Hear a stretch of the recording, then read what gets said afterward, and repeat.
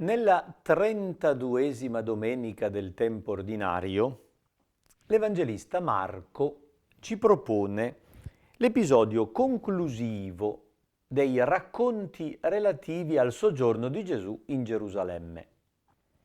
Al capitolo 11 narra l'ingresso trionfale di Gesù, accolto come Messia nella città santa, dopodiché Gesù incontra diverse realtà del popolo di Israele e discute animatamente con loro.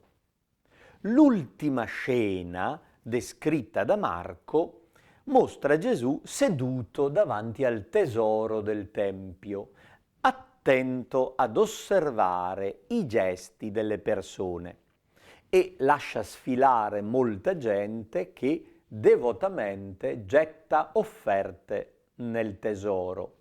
Poi Gesù chiama i discepoli e attira l'attenzione su una vedova e dice ai discepoli: questa vedova, così povera, ha gettato nel tesoro più di tutti gli altri. Tutti infatti hanno gettato parte del loro superfluo. Lei invece, nella sua miseria, vi ha gettato tutto quello che aveva, tutto quanto aveva per vivere.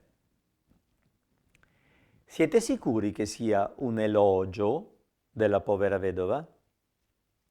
In genere i predicatori prendono per scontato che sia un elogio.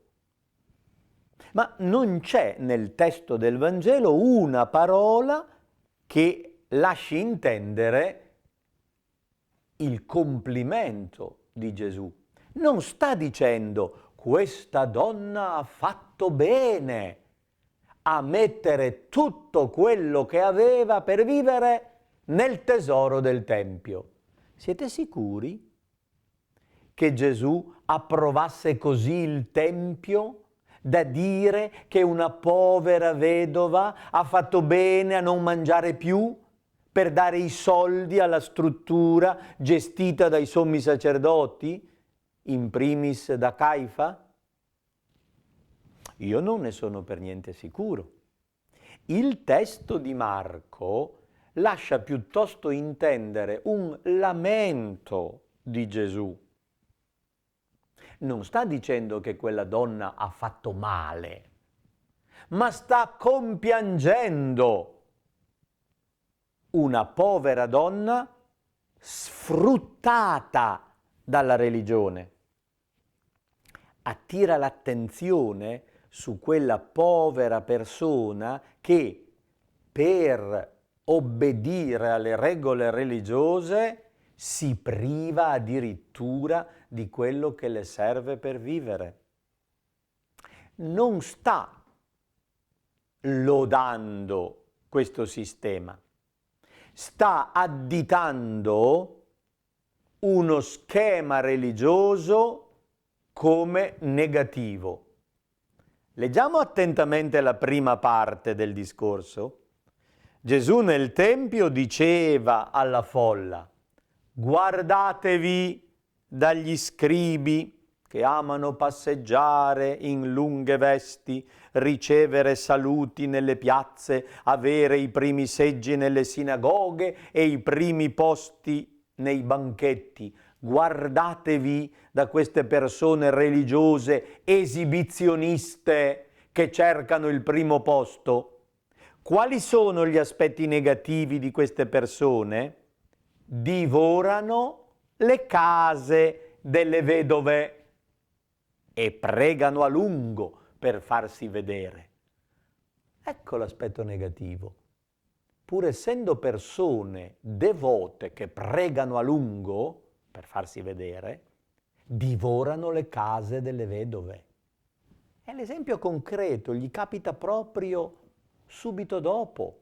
Ecco un caso di povera vedova a cui gli scribi in lunghe vesti hanno divorato la casa, gli hanno preso tutto quello che serviva per vivere.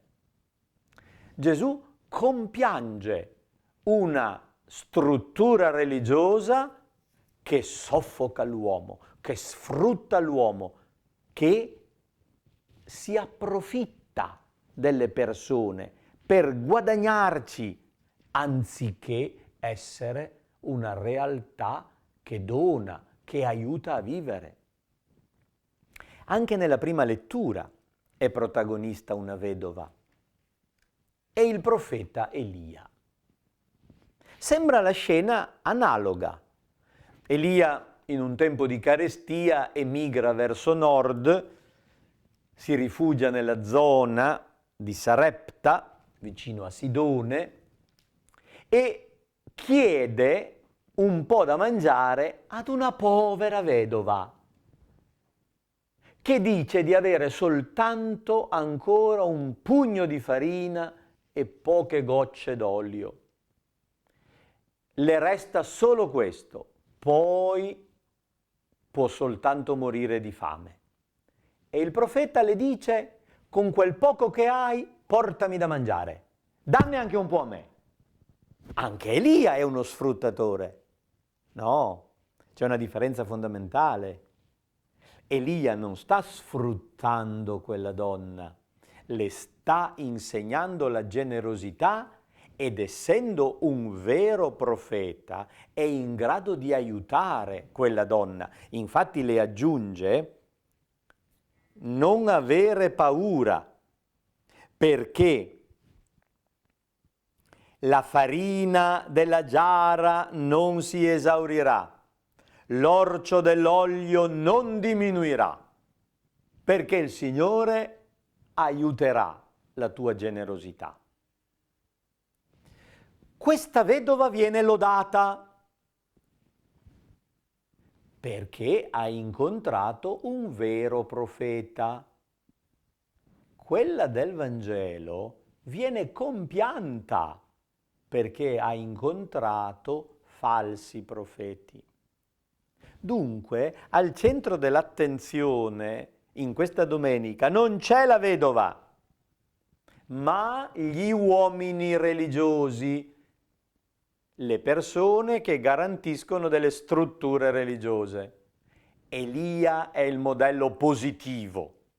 Chiede da mangiare, ma è in grado di moltiplicare quella farina e quell'olio. Non sfrutta la povera vedova, anzi le salva la vita, le garantisce una sussistenza buona. Invece nel Vangelo c'è l'esempio negativo di scribi che narcisisticamente pensano a se stessi, al punto da divorare le case delle vedove. Questi sono additati al ludibrio, presentati come personaggi negativi. Il Salmo 145 propone un elenco delle belle opere che compie il Signore. Egli dà il pane agli affamati. Egli sostiene l'orfano e la vedova. Gli uomini della religione devono, come Cristo, essere capaci di dare, non di prendere, capaci di sostenere il debole, l'oppresso, non di contribuire a opprimerli ulteriormente.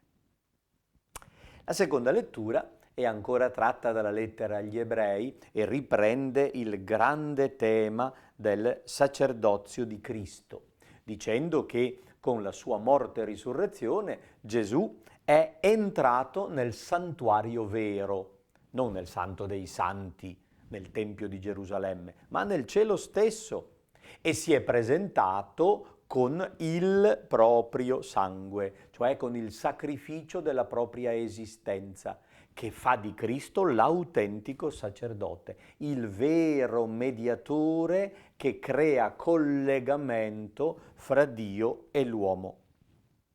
Ecco il modello. Cristo è colui che ha dato se stesso, ha dato la vita, ha dato sé da mangiare.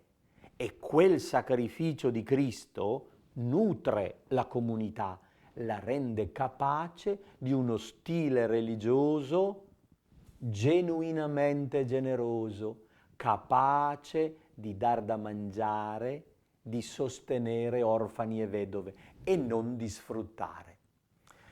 Dalla parte di Cristo vogliamo imparare il suo stile generoso per essere anche noi autentici profeti, come è stato Elia, e non scribi ipocriti.